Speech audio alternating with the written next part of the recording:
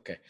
But what's interesting is for me, when I look at this is, I mean, like you, I'm dyed in the wool, been working for a long time.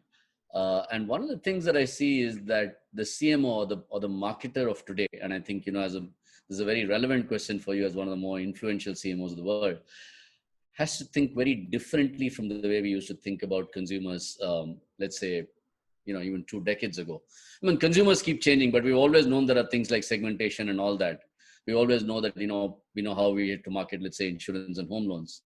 But it seems that the techniques and the tools are completely different. So could you give us some examples of how you as a CMO think today, which is very different from the way you were thinking, let's say, 10 years ago?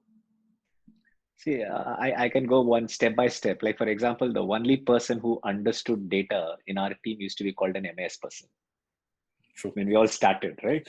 So it became a power user, and today we have platform specialists working for us. And these are people who are supposedly good in a platform. It's not even entire marketing, but specific platform. So you suddenly have a very, very different set of profile of people coming together. Second, when you wanted to understand consumers, while it is still true, if you do not go, you do not grow. I still believe in that. You have to go to the market and spend time with consumers and understand. And today you can sit and listen to consumers in the social media and understand, which is True. because consumers are expressing themselves, and earlier they had no opportunity to express. You have to go and meet them. Maybe the only way they express themselves is when they were not buying your product. True. Today, when the usage is happening, and if they don't like the usage of a product, they're going to express themselves in social media. And when we were there, we thought we were the kings, and we will shape the way the brand would be felt by consumers. And as marketer, you are the only ones who will direct the messaging. And today, you have lost that control, because the messaging is going to be given by millions and millions of consumers about your brand. And True. people used to trust only the brand. And since there was not much of interaction amongst consumers, you were trusting a small set of people who you are interacting with. Today, you're willing to trust anyone and everyone on the basis of reviews and ratings which people put on the ground. So the ability of a marketer to control the messaging is now out. So the marketer has to now say that I'm not the brand custodian, I'm the brand experience custodian.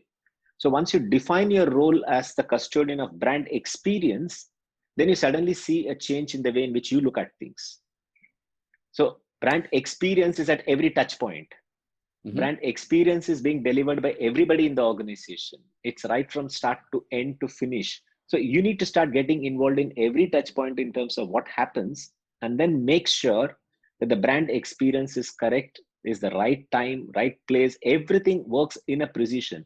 Otherwise, your communication can say one thing, and the experience that is being derived by the consumer, whether it is in the usage of the product or whether it is the way they are being responded to when there is a problem, earlier that was not the way it was being designed. So if the call center is not picking up the call, somebody is writing today in social media. You can't reach you. So that is also going to impact your brand. That's interesting. Would you then therefore say that your brand experience is also being shaped by the consumers who have a voice? So, I mean, they also, in some ways responsible for the experience because they're talking about your brand, right? It's not just you or your salespeople or your, television ads that's speaking for you. Yeah. That's why you have to be extremely clear in terms of what you commit. And if you deliver it, and when you deliver it, the consumers are going to also talk good about you. So the flip side of it is do it well, and definitely the consumers are going to do all the more work for you.